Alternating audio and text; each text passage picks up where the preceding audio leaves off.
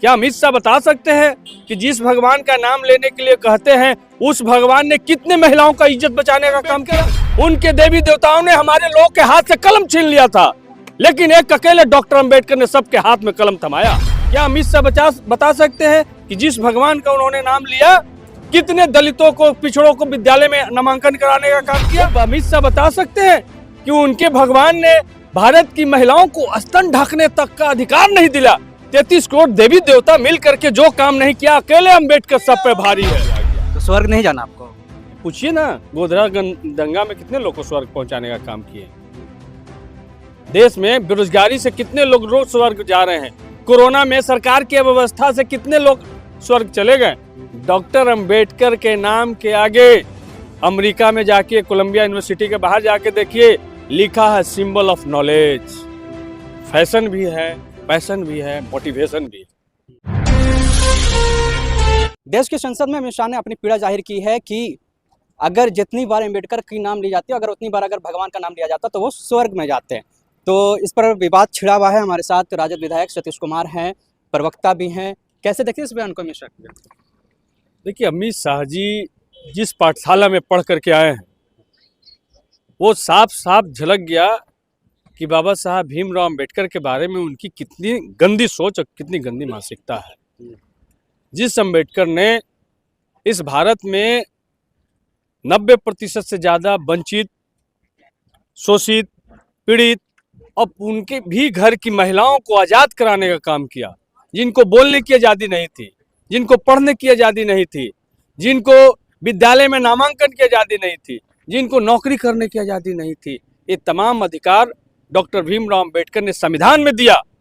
क्या अमित शाह बता सकते हैं कि जिस भगवान का नाम लेने के लिए कहते हैं उस भगवान ने कितने महिलाओं का इज्जत बचाने का काम किया?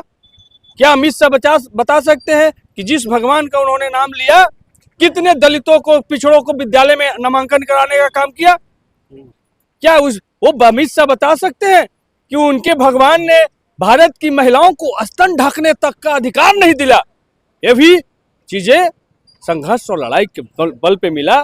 तो इतनी जो गंदी सोच आरएसएस जिससे निकला है भारतीय जनता पार्टी, उनके नेता माननीय गृह मंत्री अमित शाह जी का जो संसद में वो परिलक्षित हो गया, जो दिल में था वो जुबां पे आ गया। तो स्वर्ग नहीं जाना आपको? स्वर्ग कितने लोग को स्वर्ग पहुंचाए? पूछिए ना, गोधरा दंगा में कितने लोग को स्वर्ग पहुंचाने का काम किए? देश में बेरोजगारी से कितने लोग रोज स्वर्ग जा रहे हैं? कोरोना में सरकार की अव्यवस्था से कितने लोग स्वर्ग चले गए? सड़क सुरक्षा नियमावली सख्ती से पालन नहीं, उसमें रोज कितने लोग स्वर्ग चले जा रहे हैं? भूखमरी के इंडेक्स में इंडिया 111वें नंबर पर है, मालूम है? तो ये सवाल है, असल सवाल है। तो अमित शाह जी, नरेंद्र मोदी जी, बीजेपी की सरकार, जो हमारे महापुरुष, जिसको क्या कहिए, भगवान से भी ऊपर का दर्जा इस देश के बहुजन शोषित वंचितों ने दिया डॉक्टर अंबेडकर को, उनके बारे में इतनी घृणित सोच जो उन्होंने सदन में प्रकट किया है, इसकी राष्ट्रीय जनता दल, हम सब लोग जितनी भी निंदा करें वो कम है। वो बेशर्मी के हद पार कर रहे हैं, माफी मांगने के बजाय अपने बयान को सही ठहरा रहे हैं। प्रधानमंत्री ट्वीट पे ट्वीट करके उस जो उनके मुंह से जो गंदा लफ्ज निकला है उस लफ्ज के साथ खड़ा हो रहे हैं, और किस तरीके से सदन में विपक्ष के लीडरों पर हमला किया जा रहा है और इस इशू को डाइवर्ट करने का प्रयास किया जा रहा है। लेकिन देश के बहुजन समाज के पास में एक कोने कोने में मैसेज पहुंच गया है, भारतीय जनता पार्टी की गंदी सोच का पता चल गया। लेकिन आप लोग ने नया फैशन तो बना दिया ना, अम्बेडकर। इससे पहले कहाँ था? नया फैशन इजाद कर दिया अमित शाह, यही तो बताना चाहते हैं। नहीं, अम्बेडकर हमारे लिए फैशन भी है, पैशन भी है, मोटिवेशन भी है।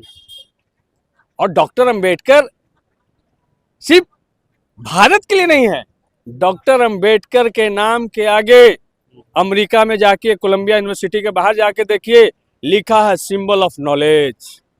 वो तो बता रहे थे कि कांग्रेस ने किस तरह से अंबेडकर जी का अपमान किया, वो गिना रहे थे। आप लोगों ने बिल्कुल कांग्रेस ने क्या किया नहीं किया उस पर बाद में चर्चा कर लेंगे, लेकिन जो संसद में 17 तारीख को राज्यसभा में आपने जो 17 सेकंड में जो आपने गंदी जुबान जो प्रकट की है, वो पूरे देश के आवाम समझ रहा है कि देश के जो महानायक हैं, जो सभी को बराबर का अधिकार देने का, सभी को वोट का अधिकार देने का, सभी को विद्यालय जाने का, इस देश की महिलाओं को संपत्ति रखने का, इस देश की महिलाओं को मातृत्व अवकाश का, ये तमाम अधिकार डॉक्टर अंबेडकर ने दिया।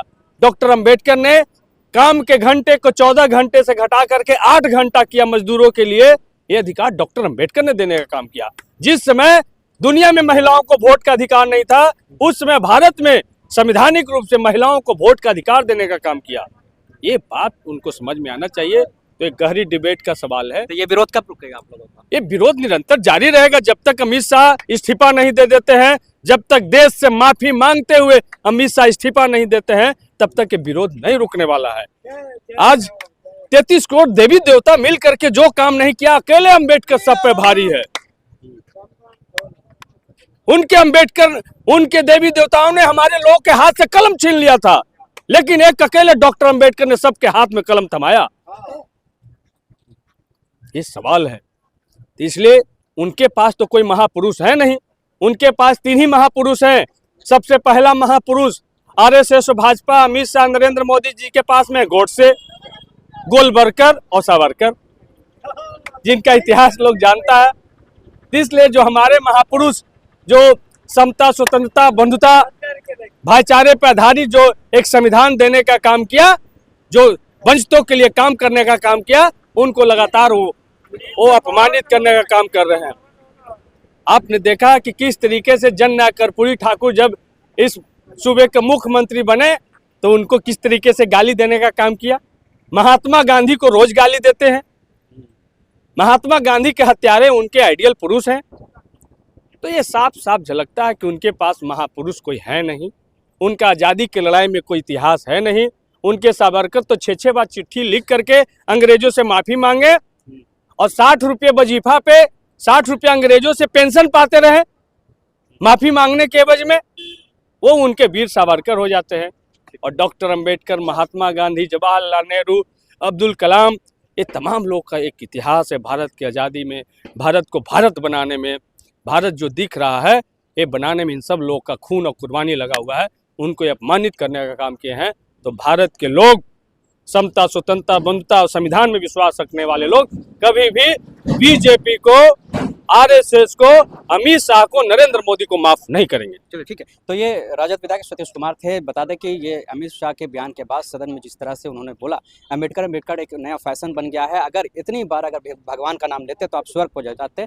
जिसके बाद एक बहस छिड़ी है और देश में तमाम पूरे जो देश है, जो संविधान को मानने वाले हैं, वो सड़कों पर उतरे, विरोध प्रदर्शन कर रहे हैं। जहानाबाद में भी विरोध प्रदर्शन किया गया है। तो आप इन तमाम चीज़ों पर क्या आपकी प्रतिक्रिया है, कमेंट बॉक्स में जरूर बताएं।